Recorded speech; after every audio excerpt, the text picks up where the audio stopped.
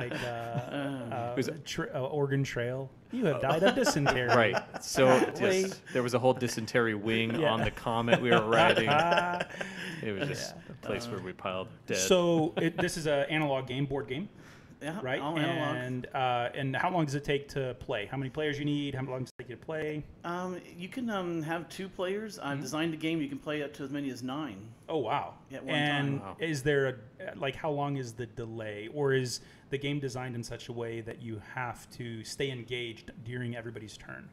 What's nice about it is one of my game designs, I'm sure other games have it, I just may not come across it, but I call it real-time tabletop gaming. Mm-hmm. So everyone takes their turn at once. Oh. And you have a little card in front of you that has a green and a red side. When your card is facing green out, it means you're taking your turn. Everyone can see it. When you're done your turn, you turn around to the red side so everyone knows that you're done. And so you can kind of look on the table and see who's finished their turn and who hasn't. Oh. And then when everyone is red, and you go, okay, everyone's done, put them back green and start the next turn. Wow. That's super interesting. So interesting. I have a question. That would work so much better in D&D, by the way, if you could figure it out, because people check out in D&D when you play. Yeah, it's designed so that one person's going at a time, because if you have everyone rolling dice, the Dungeon Master's his brain's just going to explode. Well, it's sequential, right? I mean, I don't do this until you do this and blah, blah, blah. But that's not realistic. So that's interesting. Where'd you come up with that mechanic? Oh, we're just trying to find ways to speed up the game. I have, Ben, you played the one game I had. Was the Rafsea, the Rise and Fall of the Korean Empire. Yeah, Korean Empire.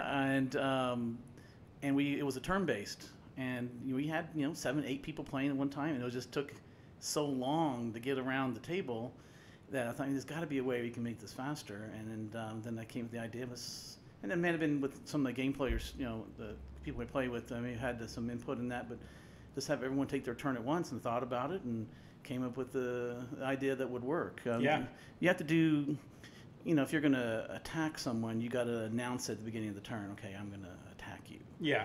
Right. That would interrupt, because if all of you're doing on your turn is like macroing your structures or your people or whatever, then it's not really interacting with anyone. But if you were to interact with someone else at the table, I could see where you would need to. Right.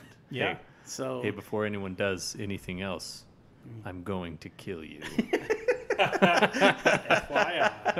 So that's one thing you got to add in there. But other than that, it goes really smooth. Some people finish their turns, sooner than others, so they're kind of drumming their fingers for a little while. But there's no having to wait for your turn anymore. That's awesome, man. So how did you get into game design? Ever since I was little. I remember designing those little, like a Candyland game as a kid. You roll dice and you move, and you land on this square, something happens, or you flip a card, and always, I always liked playing lots of games. And then as a young adult, me and my friends, we really got into Axis and Allies. Yeah. Oh, right. Great game. Yeah. And then we thought, can we make this game better? Did you? Well, we came up with lots of variants. We made our own map boards. Yeah. And then one of my friends and I said, why don't we make it into space, outer space? Oh, is that falling over? Yeah, you're good. Go ahead. Make it into an outer space game. So we thought, okay, we can have battleships and cruisers and frigates and destroyers, and you got to conquer planets. And right. And using the rolling, just the gameplay of Axis and Allies, and we thought, oh wow, this is so fun. We should market it and make it a game. And we toyed with it for years and years and years and years. I even had a friend who wrote rules, and nothing ever came of it. And then life took its course, and we kind of started drifting away as friends. And I got thinking, I still want to do something with this game, and so that's when I came up with the Rise and Fall of the Korean Empire. And so I took that game and just totally rehashed it and made it similar to the old Masters of Orion type. Right. So that's another video game, and that was one I played growing up. Okay. Yes. It's amazing. Yeah. You're basically trying to become the ruler of the universe. Exactly. And there's all of these different alien races, and you interact with each other, and you meet in space. and there's diplomacy that you can do with it, and then there's like you can create trade patterns so you're both of you are being a little bit more profitable. You can have non-aggression pacts. You can declare war on other people and send your fleets out to destroy them. So it was awesome when I first played it. Yeah. Because I was like, wait, hold on. It's like I'm drinking your childhood. I'm getting premonitions right now. Yeah. It was amazing because it was in tabletop format and it was just beautifully done. Yeah. Well, and you caught on so quickly. You realized what it was almost right when I was describing. You didn't even played it yet. Just now describing you the rules, and you realized what it was. Wait, hold on. Is there a planet called Orion that we can find? That's called Corvus now. But Corvus. I like Corvus better because, I mean. So what did you ever do with that game? Did you ever publish it? Did you ever Well, push I got it, really fish it around? I got really close to publishing it, and then I just realized I was being overwhelmed by it because it is a huge game. Yeah. It is massive, and I even made a video for. Oh, like a tutorial? No, it's for. My mind just went blank there. Kickstarter? Oh, Kickstarter, yeah. Yeah, crowdfunding. Yeah, I made a video for Kickstarter. I even posted it on YouTube. You can find it. It's, Oh. Oh, that's awesome. yeah, you just RAFCE, in quotes, RAFCE in quotes. You'll find it there, and it's. I designed it to be a really. You put a link on that on the post. Yeah, I on will. the podcast. Yeah. Yeah, last time I checked, it had 100 views. Hey, so 100 more views We're than going we to have get on our one. podcast. 101. But I had all my nephews and some friends come and play. The movie is the video is kind of like a Star Trek, Star Wars, kind of a spoof. Yeah. Sure. And with some of the with the RAFC things thrown in, and That's awesome. And yeah, so your current project, that's your first. that's my first. And then your current project then is New Millennium, right? Right. And how long does it take to play New Millennium? Oh, a couple hours, maybe Yeah. 3. And then That's last time we played it, we had 5 people. No, we had 4. 4 people play. And Yeah. with all the game, I had explained the game to everyone. It took about 2 to 4 hours, and part of it is just explaining the game. And how do you?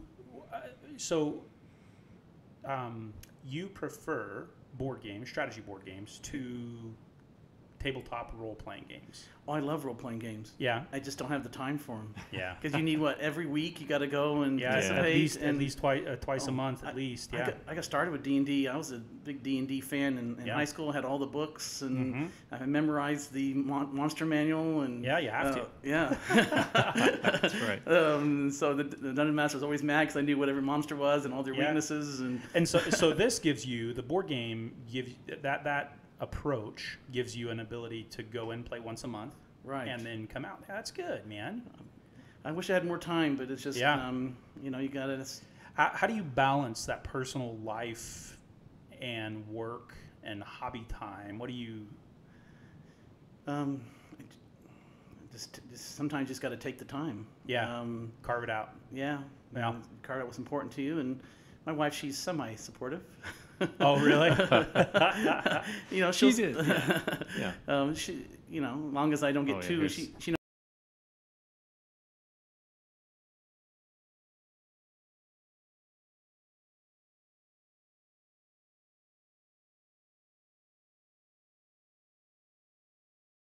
You're getting a sub right now.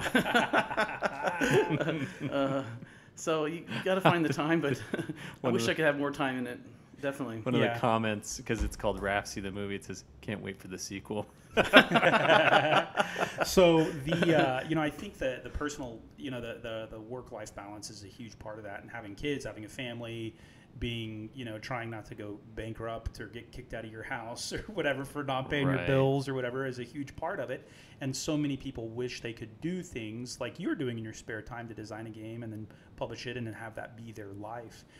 What's kind of kept you from pursuing that route? Fear. Yeah. That's a big, fear of failure. Crushed a lot of dreams, fear. And this is actually, the Millennium is actually my 3rd game. I just one in between. Oh, okay. Tell us about that one. You played it, Benj. The Chosen Chosen of the Realm. Chosen of the Realm. Oh, that's the one you kept inviting me to, and I was Yes. like, I cannot. Have you never played Chosen I of the haven't. Realm? Yeah, but it's more D&D. Yeah, it's like D&D light. Yeah, like a board yeah. game D&D. Mm-hmm. Like Heroes Quest. It would be Best game ever. I love it. Heroes game is the best game ever, and anyone who thinks otherwise is wrong. Yes. The Bardic broadcast. Good YouTube. Yeah. No, so just from my own experience, when I was playing it, I was like, oh my god, this is D&D that you could win. Because How do you win? the point of the game is to either slay the dragon, who Yep. is it still called Steve? Still called Steve. Well, that's his nickname. Oh, I He's see, got a yeah. longer draconian name. Yeah. It's very difficult to pronounce if you don't speak Draconic. Very, very Monty Python. Some call me Tim. Tim. Yep. But no, the other way is to gain enough renown throughout the land for going on quests, for defeating bandits, and establishing like fame in cities. Yeah. And if you become a certain level of fame, then you become the Chosen of the Realm. So that's those are two different ways that you can win it. Yeah, and it's so much fun because it has all of the elements of tabletop role playing, Yeah. fantasy adventure, Yeah. and So that's the one thing I do miss out of board games is there's no role play, right? And there's no free character development in that regard. right. How does Chosen of the Realms address that? If it's You have stats just like any other type of role-playing game. Your strength and your wisdom. You have your Intelligence, charisma. charisma. So spells you can learn. yeah, And as you gain renown, renown is like your money. You spend the renown to buff your stats, yeah, and you can get treasures that buff them too, and give you special abilities. So That's awesome. it's role playing in the sense that you're playing this role of Death Knight or Goblin leader or barbarian. There isn't as much of like actual like acting in your character Yeah. or whatever. So, Well, but you tried to do that. I noticed a few times. oh and- yeah, I will never stop trying to do that. yeah. I my nephew Nathan, he's real big. He's like he always like playing the barbarian, does this Yeah. Schwarzenegger accent. Yeah, "Oh, exactly. I'm going to kill you. But see me to crush my enemies, to see them driven before you, to hear the lamentations of the women. You know, the other day I watched that movie again, Conan the Barbarian. So I probably saw that movie at first when I was like 9, and then I watched Oh, it wow, again, and really? I'm like, Mom, what were you doing? Like, I had no business watching that movie. It's what she wasn't doing. Yeah, That was- exactly. No kidding. What do you think about the social aspect of gaming? Why do you think that's so attractive? Why has there been a resurgence in analog gaming that brings people together? It's just, it's just like that that not you're touching everyone, but that camaraderie you have in the group Mm-hmm. that you don't have when you have a headset on, you're just talking to someone. Yeah. And you get to see the eye in eye, and you get to interact with them, you get to laugh with them and joke with them. That's not as prevalent when you're trying to discern 5 different voices on your headset. Yeah. You know, Right. Yeah. It's more tactile. It's something that when everyone is there at the table together, you're not obsessing over the next game or the next win. Yeah, Just kinda well, and there. I think it's very super. There's a human element to it. I mean, that's why there are things like bars, right? You can get drunk Yeah. at your house and drink, or it'd be less expensive, and the peanuts won't be all nasty, But people go because there's a social component of it. What do you think feeds that, and how do you build that in a group? How do you find people who want to get together for a monthly or regular game night? It's a great question, and when I was finding people when I first said, hey, I want to get together for a game night, a lot of them was just like, I look for people who are like me, Yeah, kind of geeky and Yeah. nerdish, and I just went up and asked them, hey, you like to play tabletop games? Well, I'm getting together, and yeah, you want to meet? And then we had a core group of people who show up every month. yeah. And that's interesting because you have a dentist. Yeah. And then what are the other professions? Computer programmer Yep. and would-be student, soon-to-be student. Oh, okay. Must be stupid. and that's I think. So I have a gaming group in Austin I play with because I didn't have the time for a weekly game anymore, and so I going up to Austin twice a month is manageable.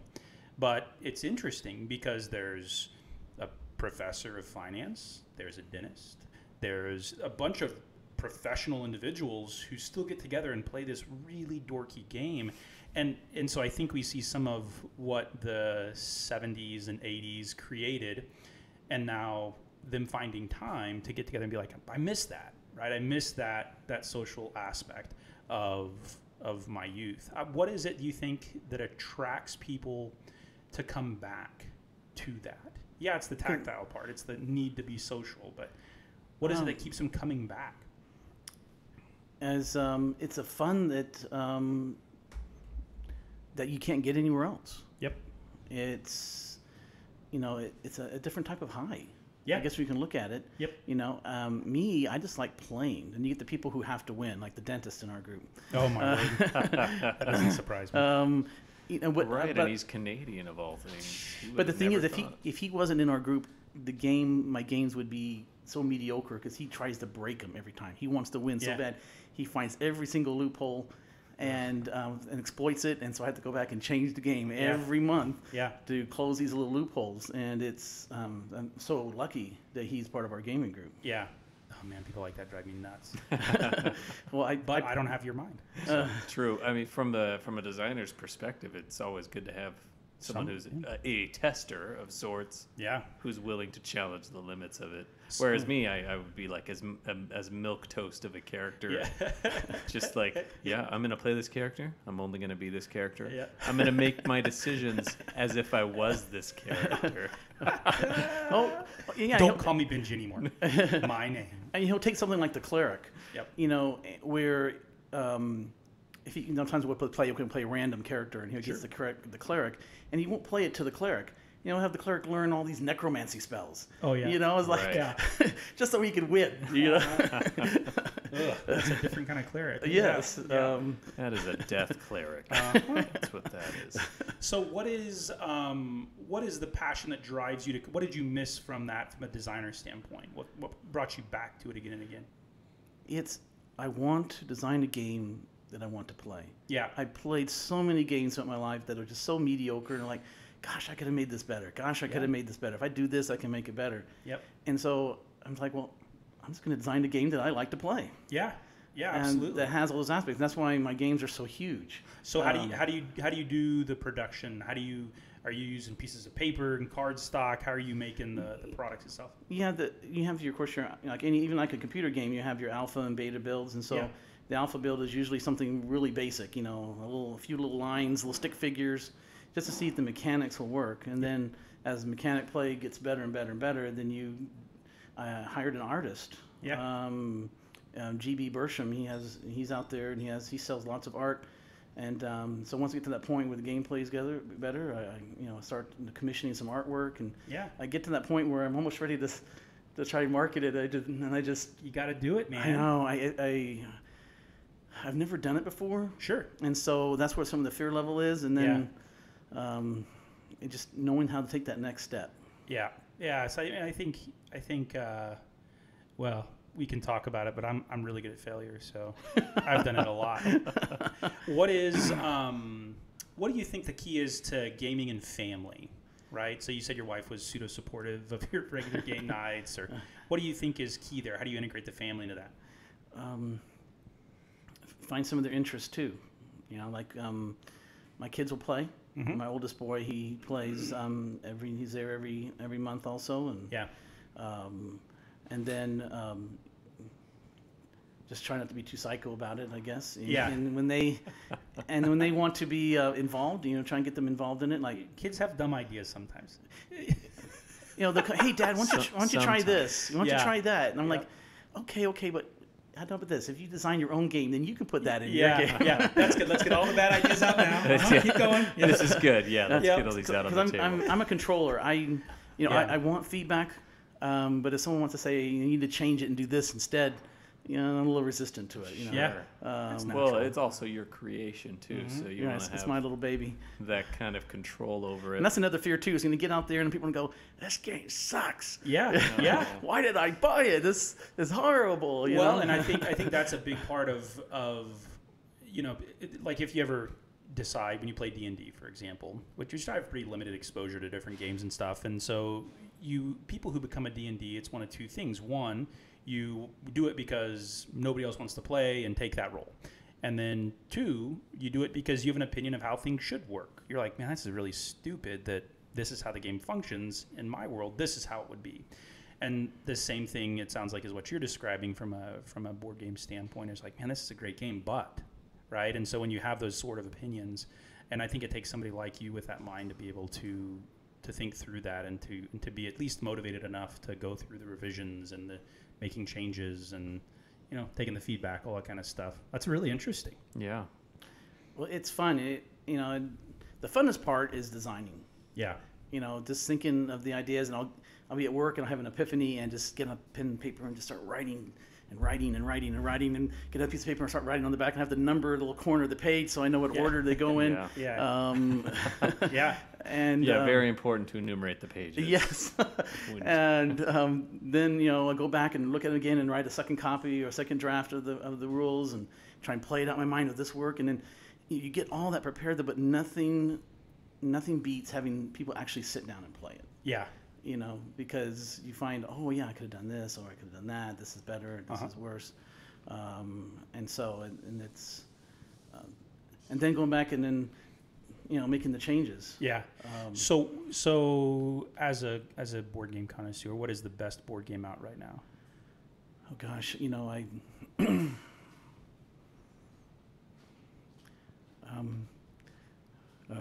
I guess it would have to be Chosen of the Realm. Chosen of the Realm. Good for you. 100%. Good for you. I haven't played. I want to play more games. Yeah. And so, part of the gaming group is people bringing in some other games and play. Sure. Dominion. I've had a lot of fun playing Dominion. Yeah. I don't like Ticket to Ride. I find it quite boring. Really? Yeah. Yeah. It has become, it's like solitaire. Like if it's on my phone, I'm like, nah, I'm sitting at the doctor's office, I'll play it. But it's not like some massive strategy game, that's for sure. Right.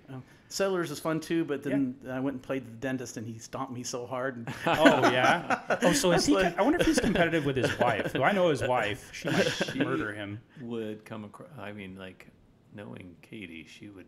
Yeah, she's probably super competitive too. Yeah.